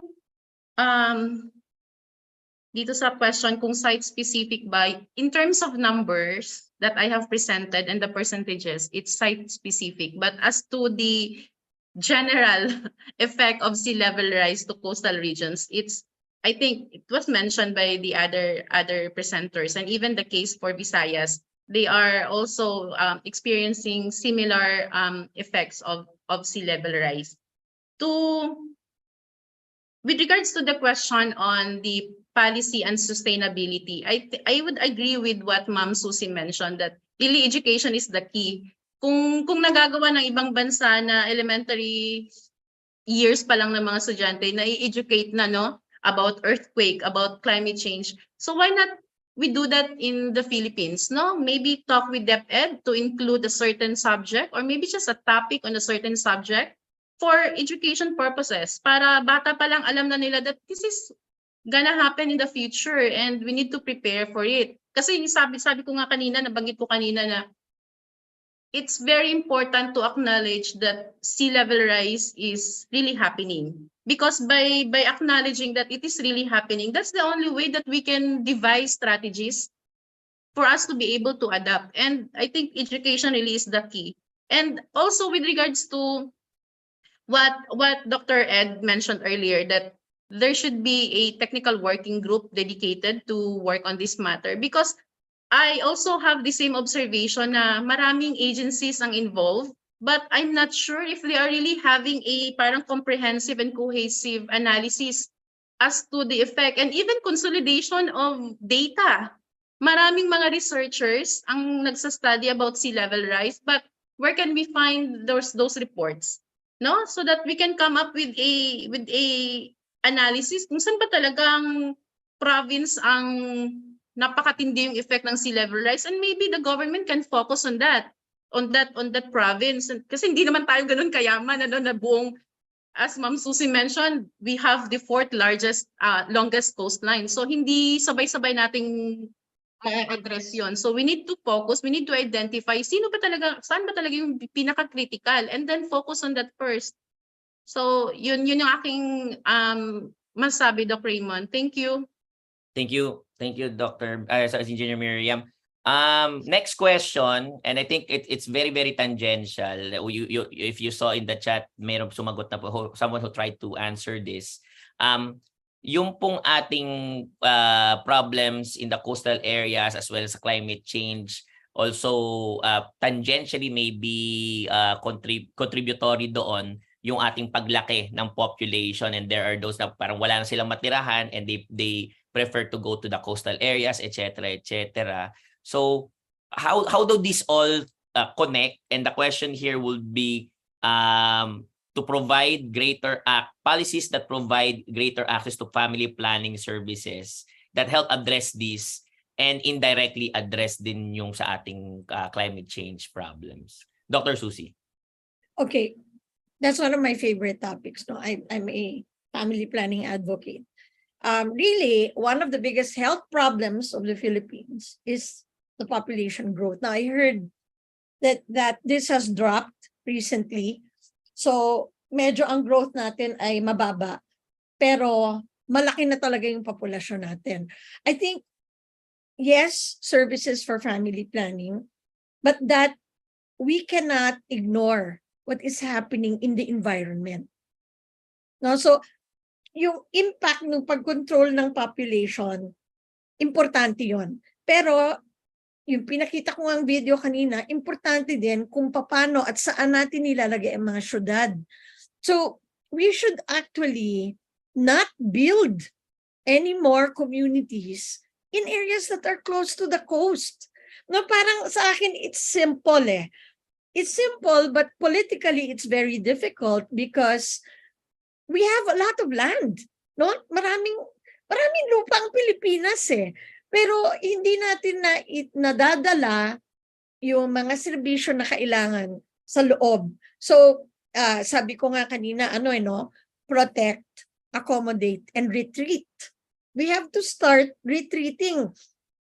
Otherwise, this is existential. Hindi, parang mauubos tayo nito eh. No, so yes, to family planning, I agree that's a big challenge, but we cannot ignore what's happening in the environment. Okay, thank you. Thank you, Dr. Susie. I have a phone-in question, but this is more, so I'll post this next to Dr. Nathan and then Dr. Ed and then Engineer Miriam. Ano po yung unique challenges faced by urban populations, including adequate infrastructure, and how they'd be able to adapt to climate change and protect human health? Yun po ang kanilang katanungan. Dr. Nathan, maybe you can answer it po. So urban populations, Yes po. Ang nakikita ko kasi na one of the problems ay most of the cities are located actually dun sa coastal areas. Sabi nga yung literature is around more than 60% of our major cities in the Philippines is located in coastal areas wherein nandun yung threat. Of course, yung palagi kong sinasabi, we have the coastline. The Philippines is so blessed with a beautiful coastlines, a very long but because these are some opportunities, nandyan yung tourism, nandyan lahat yung mga opportunities na in terms of the socioeconomic impact sa atin. Kaya lang nandyan din yung threat. Kasama yan yung threat ng sea level rise, storm surge, tsunami, and the like. Kaya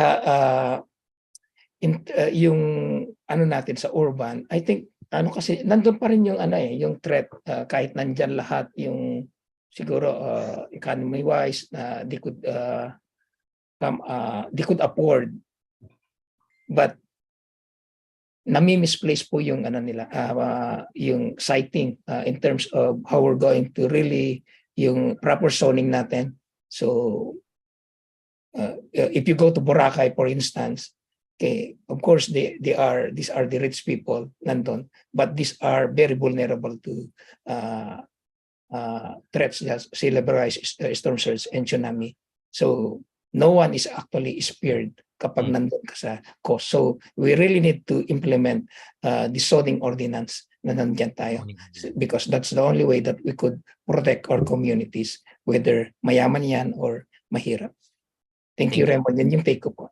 Thank you, Dr. Nathan.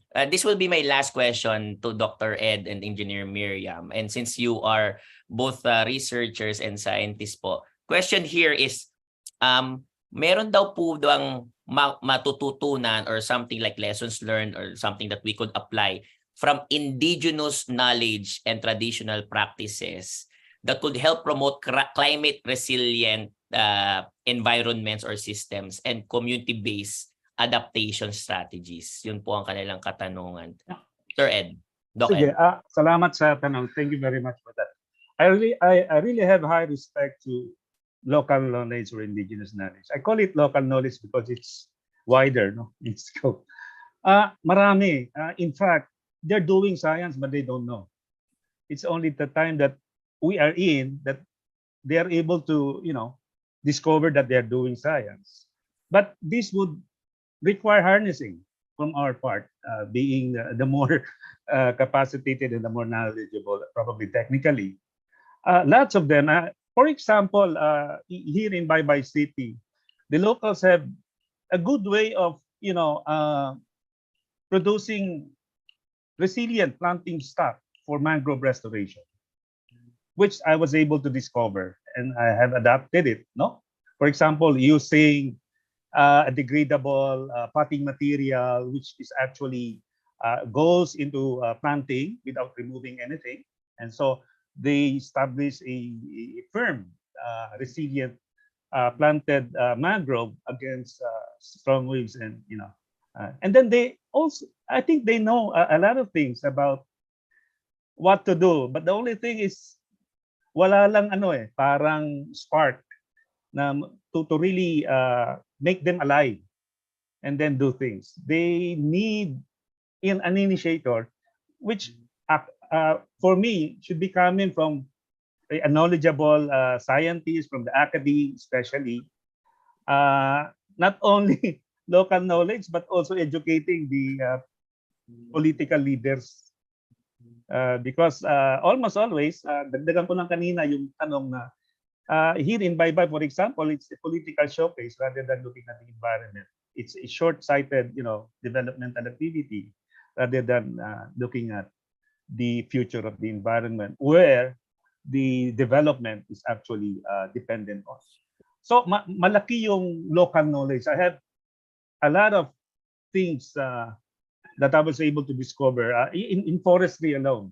I have an article on local indigenous and local knowledge in forest development, and this has really helped me, in doing community development work, particularly in mangroves and forestry. Salamat po. Very helpful, Doc Ed. Thank you so much. Engineer Miriam, your thoughts po, like from the Mindanao perspective po. Yeah. Last 9 years or 10 years ago, Doc Raymond, we have this project funded by GIZ. The project is about documentation of IP practices for biodiversity.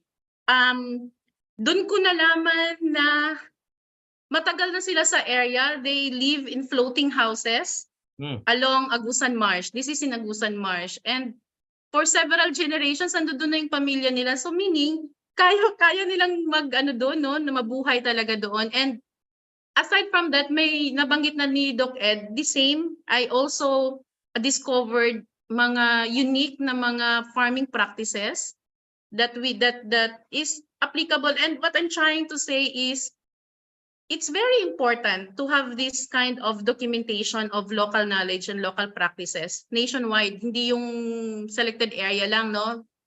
Para sa susunod na mga generations may makikita na reference pwede palang ganito. Now, going back to the concern kanina about sustainability, by the way, I would like to kasi nabanggit kanina na mauubos yung lupa natin, no, if we will just keep on retreating. Kaya nabanggit ni Doc Susie kanina, hindi lang naman pag-retreat ang pwede nating gawin. That's why there is protection, there is accommodation, no? And tsaka na yung retreat pag hindi na talaga kaya, kasi once retreat lang tayo ng retreat, mauubos yung lupa natin. And I would like to emphasize also the need for a review ng existing policy, because currently, tama, malaki naman ang Pilipinas, but most of our land are considered or classified as forest land or timberland. Hindi siya pwedeng gamitin ng tao, no? Not unless, so I think there is a need to really review the need for reclassifying that forest land, timberland into alienable and disposable land, given that there is already the need of additional land, because kailangan na nating ilikas, some of the critical areas, kailangan na nating i-retreat, no?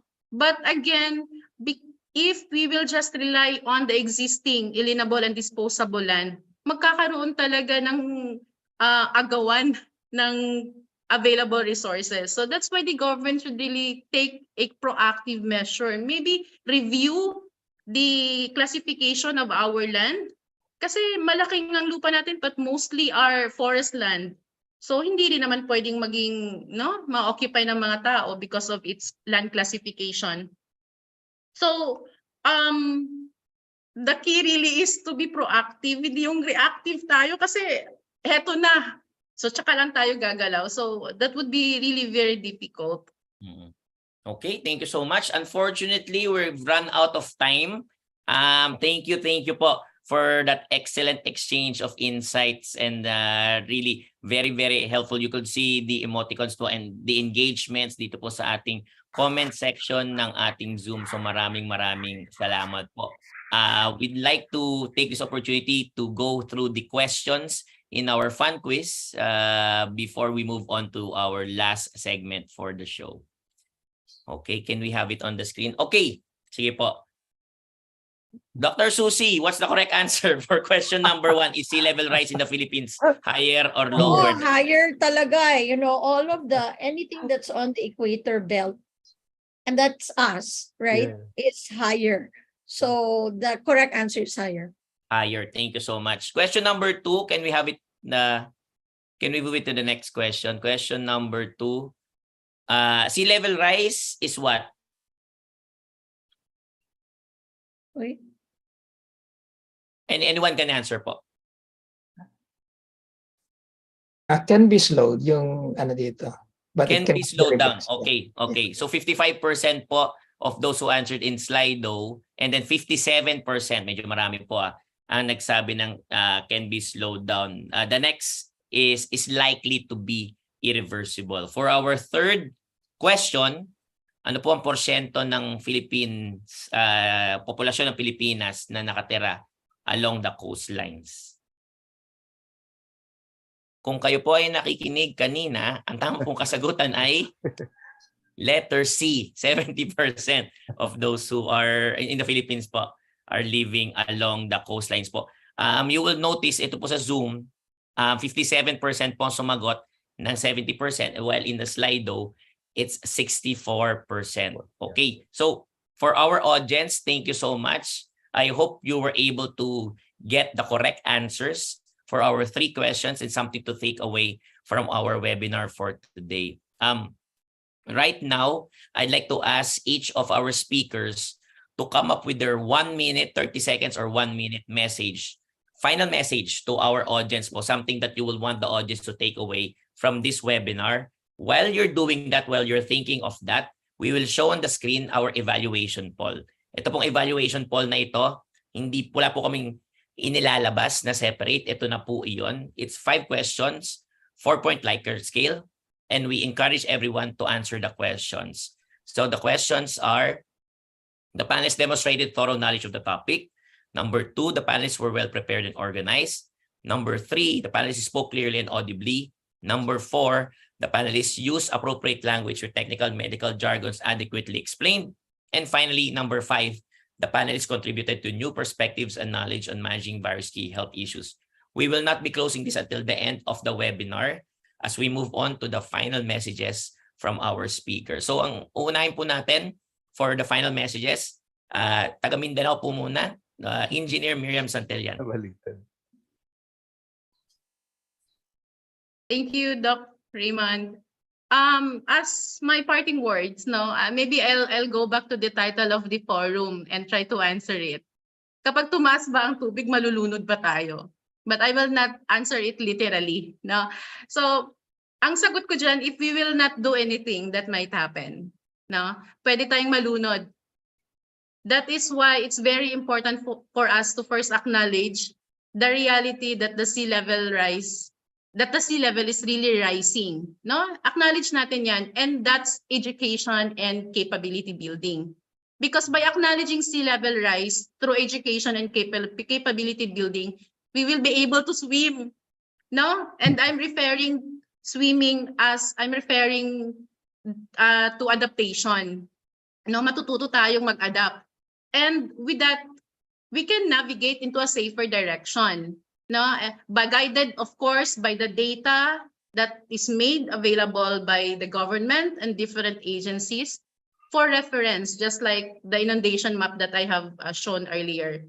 So again, let us use science to make informed decisions, especially with regards to climate change mitigation and adaptation. Dahil nga sabi ni Sec. Borge kanina, during his opening message, it is really very important to build climate-smart communities dahil buhay, kinabukasan, at kabuhayan yung nakasalalay dito. Thank you very much.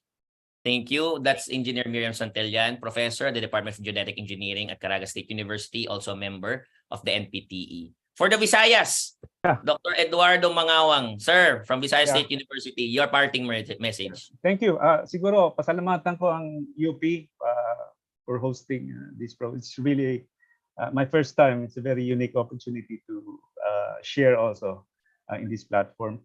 Ang challenge ko lang is those who have the capacity, those who have the opportunity, let's try to put our feet on the ground, go to the vulnerable communities and do something, even in small ways that we can help, because the reality is saying they need our help. We scientists, academicians, government workers, let's get out, do our share, and help these vulnerable communities in our respective areas. Yun lang po. Thank you, Sir Ed. That's the Dr. Ed Mangawang from Visayas State University, the co-chair of the National Panel of Technical Experts of the Climate Change Commission. Next up po, sa Luzon naman po, all the way sa Luzon, Dr. Nathan Abuyog po. Okay, thank you, Raymond. So, ang aking siguro, yung aking takeaway message is we know that sea level rise is really a pressing issue that demands our attention and concerted efforts. So, it is a very important na talagang we need to tackle this, and with optimisms and determinations. We have already the knowledge, the technology, and the collective capacity to address the sea level rise. So what we need is to acknowledge the problem. We need to foster collaborations with other agencies in the Philippines. Sabi nga natin, we need to unite to implement a comprehensive strategies addressing this sea level rise issue. So let us remember that our actions today will shape the future. Together, we can build resilient communities, protect our vulnerable regions, and preserve the beauty and diversity of our coastlines. And finally, I could say, let us unite, inspire, and take decisive actions to tackle this sea level rise issue. Let's all create a sustainable and resilient communities for the future. Thank you. Thank you. That's Dr. Nathaniel Alibuyog, who's the Vice President for Research and Extension at Mariano Marcos State University, also a member of the NPT. Okay, finally, Dr. Susie Pineda Mercado, ano po ang inyong final message, ma'am? Yeah, I think we have a problem because sea level rise is an invisible problem. So from a communications point of view, we have to create visibility. I think many people are not aware that this is a crisis for so many communities already. Parang emergency na siya sa ibang bahagi ng bansa. So there is a communication challenge, and I think putting our resources into good communication about this problem will have many benefits on climate action. Kasi problema sa sea level rise, it will impact on our water system. Teka, kailangan ko tuloy ng tubig eh. Need water. It will impact on the water supply of the country. And that impact is going to be very dangerous for public health. So I think we really have to communicate more, advocate now, and really show that this is a health crisis for so many people right now, not in the future, but right now. Thank you, Raymond. Thank you so much. That's Dr. Susan Pineda Mercado, who's co-chair of the National Panel of Technical Experts Climate Change Commission. Okay, for our synthesis and closing remarks, we have none other than the head of the PGH Office of Extension and Research po, none other than Dr. Stella Marie Legazpi. Stella, good afternoon, everyone. This is a very interesting and very relevant webinar that we had today from Dr. Susie Pineda Mercado. Her first sentence was already very stunning. The Philippine sea level rise 3 times, or about 2 feet, that of the global average. So what causes the sea level to rise? The first is fossil fuel. So when you gas up your car or your station wagon, the fossil fuel there affects the cryosphere, and this makes the temperature warmer, and so that we have the melting of the ice caps. Warm weather causes expansion of water. And so she also mentioned about the slow onset events, increasing temperature, desertification, loss of biodiversity, land and forest degradation. So that's very important. Glacial retreat, sea level rise, and ocean acidification. So these are all major events, and it's our duty to help conserve our environment. And we have 3 important and very knowledgeable speakers, Dr. Ed Mongawang, Dr. Nathaniel Alibuyog, and Engineer Miriam Santillan, who also mentioned all these events that are happening right now.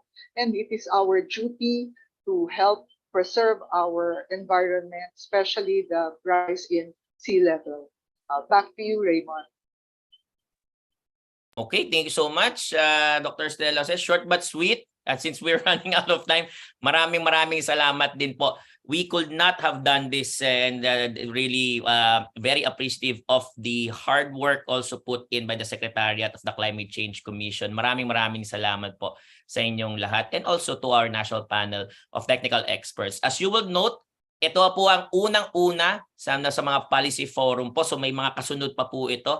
Please stay tuned. I'm not sure if we'll be able to host all of these, but we encourage everyone. Sana po subaybayan nyo po ito pong policy forum series na ginagawa po ng Climate Change Commission. Before we wrap up, we'd like to take this opportunity na sana po makita-kita po tayo again. Next week, we'll be going back at the very least in terms of showcasing and highlighting po the work being done at the Philippine General Hospital. This time, next week po, it will be the Department of Rehabilitation Medicine who will be doing their own presentations and giving us like a lively discussion about the work that they had been doing. If we could have on the screen our evaluation poll, we'd appreciate it. I'm not sure if everyone has had the opportunity to answer it. There we go. But at least if I'm reading this correct, at least 90% of all of our participants really strongly agree po sa lahat ng mga statements, which is a testament po to our speakers and also to the topic at hand. At hindi nyo po naitatanong, we believe this is probably, I think, one of our top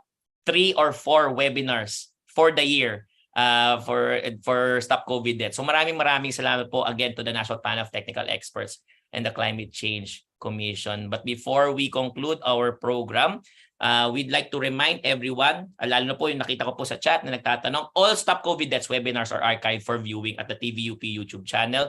Ganun na rin po ang what we call our SCD Shorts. You just need to go to www.youtube.com/TVUPPH. So yun po, all 149 episodes and then today's episode, so maging 150.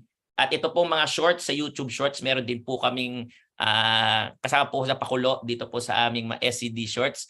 Hopefully, you'll be able to watch this whether you're waiting for your coffee nga, or you're in your commute, or maybe planting trees on the weekend po, or taking your bike out. You'll be able to have this on the go ng mga maliit po. Ulitin ko lang po, it will be at youtube.com/TVUP Okay? So that wraps up our webinar for this week. Very, very interesting po, no? Not to say I'm biased, but it really is very interesting. Makita-kita po ulit tayo again next Friday from 12 noon to 2 p.m. It's a date. Together, we can stop COVID deaths. So keep safe, keep healthy, and see you online.